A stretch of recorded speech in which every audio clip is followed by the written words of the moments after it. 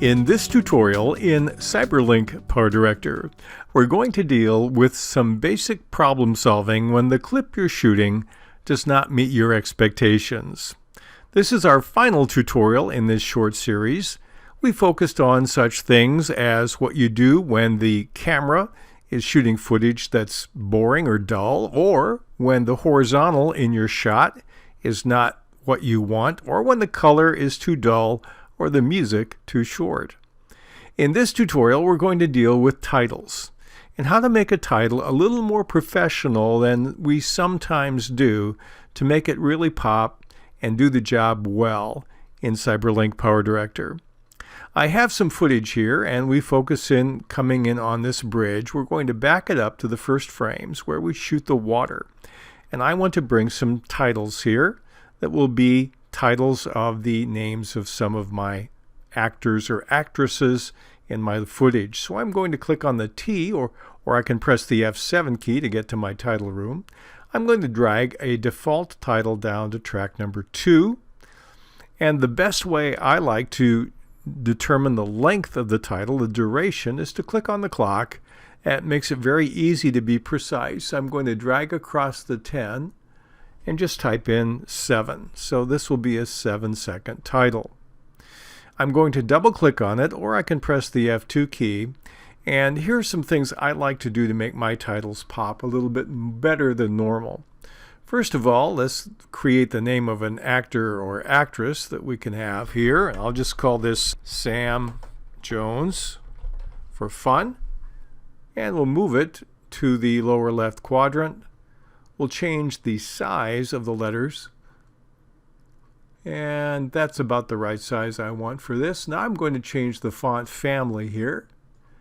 You can just drag across, and if you know what you want, you can start typing it, and it will select from the fonts that you have available in your copy of Microsoft Windows. I want to use Earth, so I'm going to type EAR, and it found it, and just hit enter. And now I have the font. A couple things I like to do that I think make it look a little better than normal.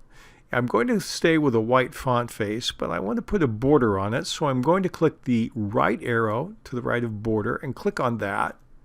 And the default is blue. I'll go down to my color selector, and let's choose a black. Make it very simple. But I don't want it 3. I want the border to be slightly more subdued, so we'll go down to a 2 for the border. But I also want to add another feature here. We'll shrink the border area and go to shadow. I'll click the shadow button. It defaults to black, and here it's a little more intense than I want. There are several ways you can change it. I like to simply drag across the numbers and type another whole number. I'll type 2. And if that's a little bit too much, I can hover over the numbers and use the up or down arrow. I'll make it maybe a 1.5. And so you have lots of control over the letters here. The other thing I want to do is control how the title, the name of my talent, comes on the screen. I'll click on the Effect tab at the top. And then we have a starting effect and an ending effect. We'll click the right arrow next to starting effect and choose one. I like something simple that doesn't draw attention to itself, so I'll pick a fade. And then I will shrink the starting effect area, click on the right arrow belonging to ending effect, and there I'm going to choose a fade as well. They're alphabetical. And now to verify my effects, it's very easy to drag on top of the track, and you notice when the mouse is on the blue-green area at the front, it says fade, and at the back it says fade. Now I'm going to make it fade out quickly and fade in more slowly.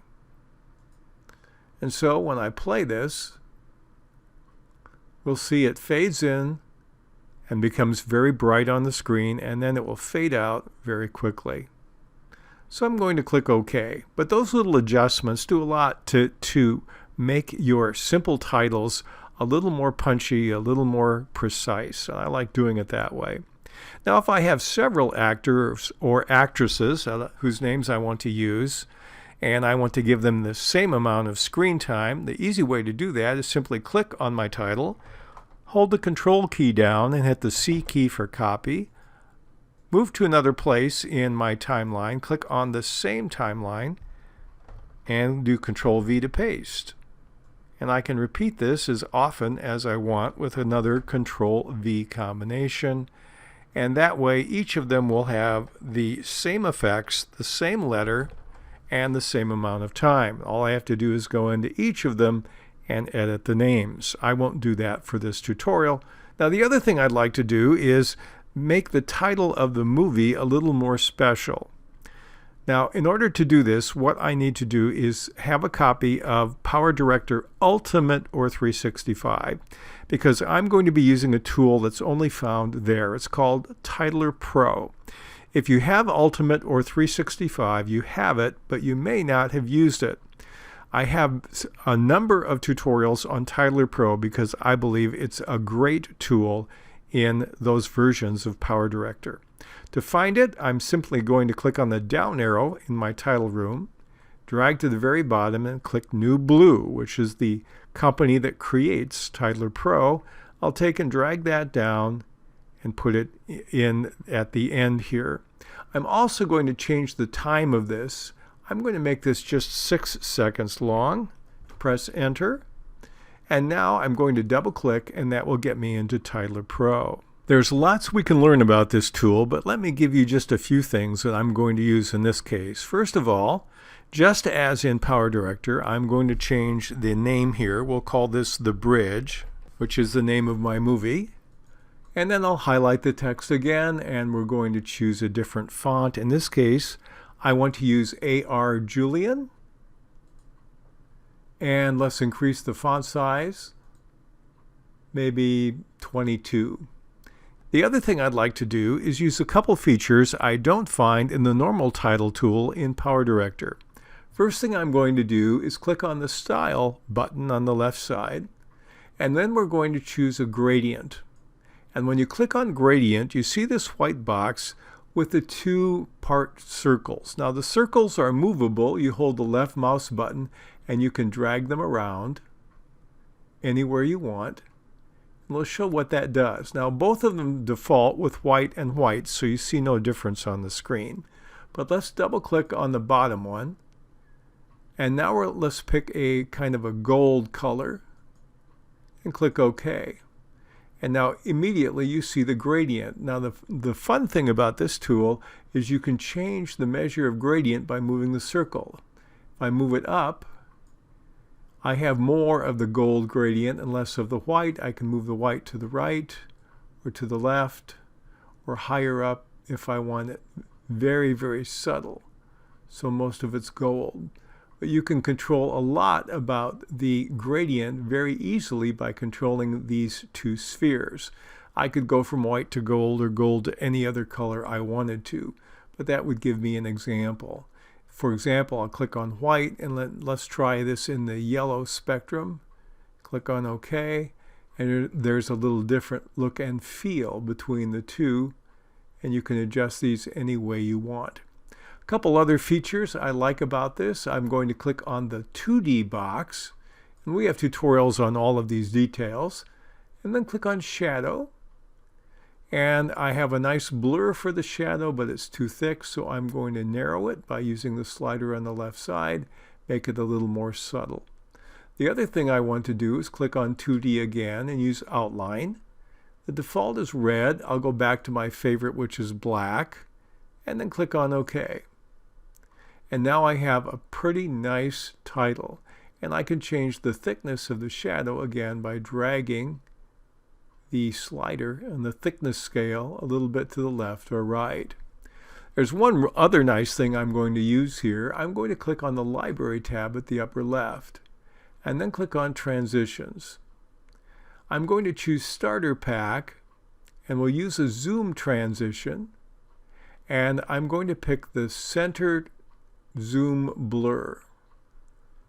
And when I double click on it, it adds this zoom transition. So if I play this particular title that I've created in Titler Pro, it begins with this nice blur zoom in. That's real nice.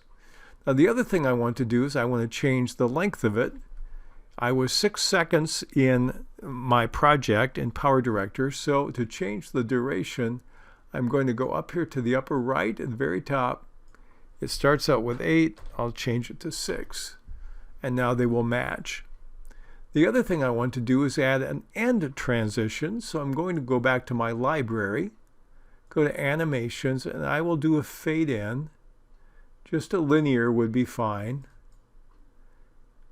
And notice it created a fade in transition, but it's on top of the blur. I'm going to take and drag it to the right, and it will snap to the right end, and the fade in really is now a fade out.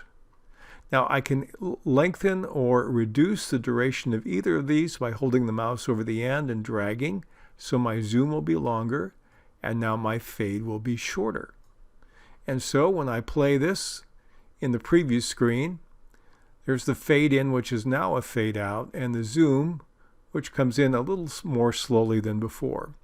And when I'm done, all I need to do is click on the X in the upper right corner, and it will save that in my copy of PowerDirector. So we go from our last title, which is a person, and we click and we move. There's Sam Jones. It will fade in and out. And then I have my title, which I want this special treatment of, and we'll watch it come in, and there we go. And then it will fade out.